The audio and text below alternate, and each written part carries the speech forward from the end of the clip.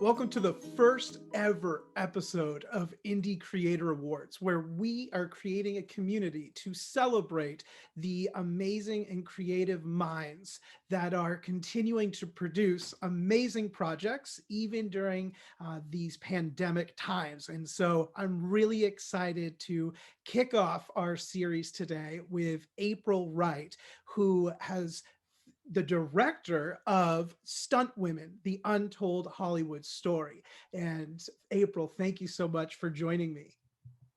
Great to be here. I'm very excited about this. Well, I watched this. We've been connected on Facebook since I first got into some historical theater preservation. And when I saw this release, it seemed one very timely, and two, what an amazing story. And for people like you and I that love underdog stories, this is even bigger than that. And so, do you mind sharing with us where the inspiration for this story came from? Well, yeah, you said timely. I mean, many of us are stuck at home as a lot of theaters are closed. And this movie is for anybody who is a film buff, who has, who likes big comic book movies, action movies. It will add a new layer of appreciation to see some of these women that have been behind some of the scenes and sequences that you might remember. It was based on a book. A woman named Molly Gregory did a lot of research to complete a book of the same title called Stuntwomen, the Untold Hollywood Story. And so the book was the basis and a great jumping off point. And then some producers that I knew had optioned the book. And because I had done other documentaries that had aspects of cinema history and used a lot of clips and what this film was going to require, I ended up coming on board. And so it was really amazing to be able to shoot, because I've done other documentaries, but for this one, I don't know if I made up this genre mashup, but I called it an action documentary because I wanted you to get the history, but I wanted to bring it to life. And we found some of the women that were doing it in the 60s and 70s and heard their stories firsthand. But I also got to shoot, drift car racing sequences with Michelle Rodriguez and the woman who does all her driving in the Fast and Furious movies. And you would not usually get to shoot a drift car racing sequence with some of the best in the business for a documentary. So it was really interesting. And what you said about the story, I mean, I think a lot of people right now are talking about more inclusivity, and especially in Hollywood, breaking down some of the barriers that have existed for decades for women and for people of color. And so when you look at this story, I think it absolutely shows you women can do everything. They can do what men can do, and more people are wanting to create those opportunities right now. So it is very timely in that sense that it's a small thing, Stunt Women, but it says a lot about the bigger picture. Well, and tell me about the community because I never would have realized how small the stunt community is, never mind the stunt females.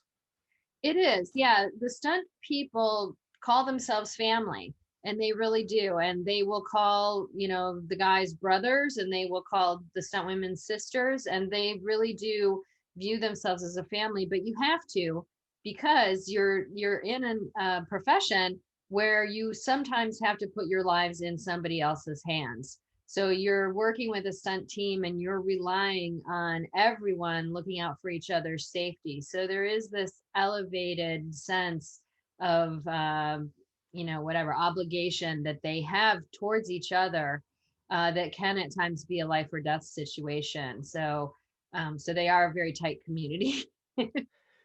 As an audience member watching this film, when I think of Michelle Rodriguez, I think of this action star. And something that really moved me in the film was her admiration and gratitude to the stunt people in these films and supporting her.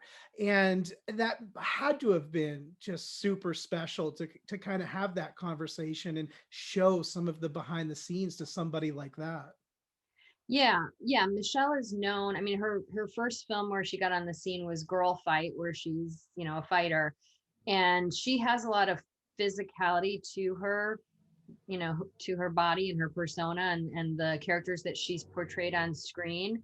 But she definitely is passionate about this topic, which is why we got her involved in the film. She does get really upset at other actors who claim they do all their own stunts when they don't.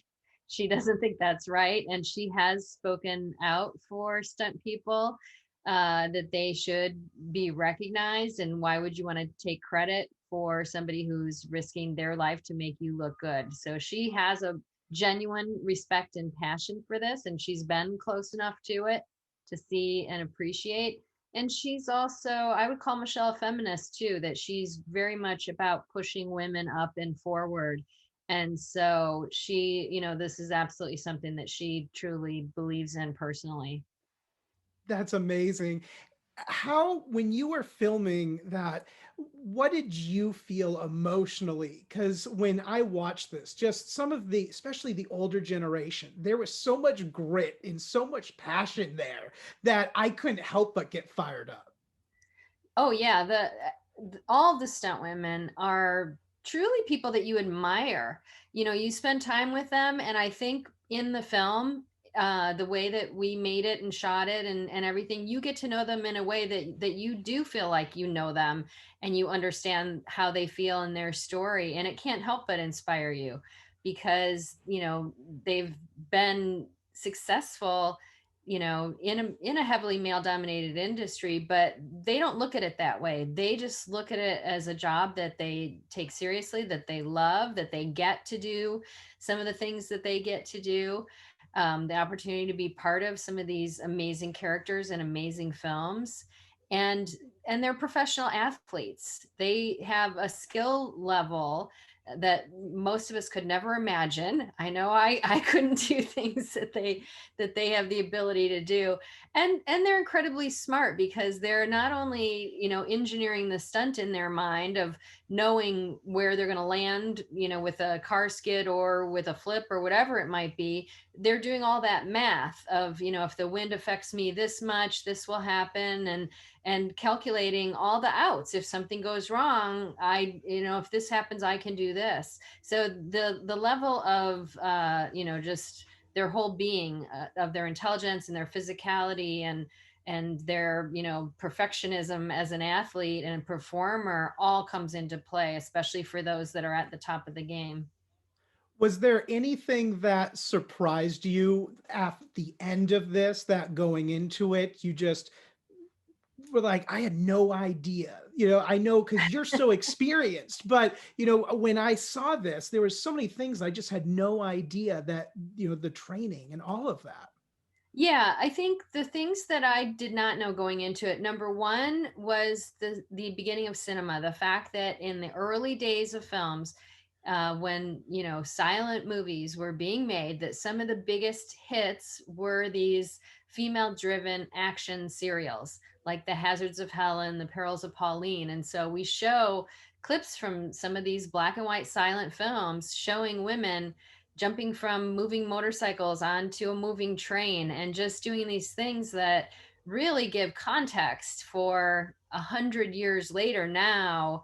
Is there any question that women can't do it when they could do it 100 years ago? So that was really amazing, and I wanted to make sure that we included that in the film. And also, like I said, just the level of training that they do, the level of professionalism, and the fact that it's not just a physical job. It really is a job that requires a lot of intelligence and mental agility. And it was just really great to get to know all these women and become part of their community, because as a filmmaker, um, you spend a lot of time with your story and you have to be really passionate about it if it's a narrative film. But when it's a documentary, there's this extra layer of obligation that you develop because you're telling somebody else's story, and this is their lives and this is their livelihood. So it's very important for me to listen to them and to tell their world and their story the way they see it and the way they need it to be told. And thankfully, once we finished and started showing it to some people, they did tell me that we captured that the movie is their real world and this is how they feel. So for me, that's the ultimate compliment. Absolutely. And what a responsibility to kind of get it right, I suppose. Exactly. Yeah. Yeah. Yeah. And it has, that's where you feel the pressure. That's where I felt the pressure the whole way through the process, because you go through a lot of steps making a film. You're filming it and you're editing it and you're doing all these different steps and finally getting it out the door and promoting and making sure that it didn't veer off path at any point and that it was their story and what represented the stunt women and people have been telling me that now when they feel the film that they can feel the passion and the love and the integrity of the story when they're watching it, which is part of what does make you respect them. Absolutely. And as a filmmaker, what are some of the unique challenges that we have to battle now that maybe we didn't have to battle a year ago? Oh, with the COVID world. Well, most certainly. I mean, everything was shut down for a long time, but some of the stunt women in the film are getting called back to work right now. But in different places. Some of them have been shooting things in Canada, Hawaii, Atlanta. Um, but there's all the additional precautions on set where people are separated from each other. Almost all of them, when they've gone somewhere else, they've had to sequester for 2 weeks before they can even go to set. And then there's ongoing testing. So just like everywhere.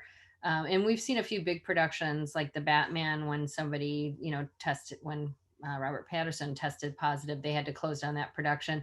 I think just today or yesterday, I heard the new Jurassic World just halted because of COVID tests. So they're trying to keep the business going, but it's very different and more expensive because of all the safety precautions. So, yeah, I actually did go shoot something a couple months ago because the first documentary I made was about drive-in movie theaters, as you know.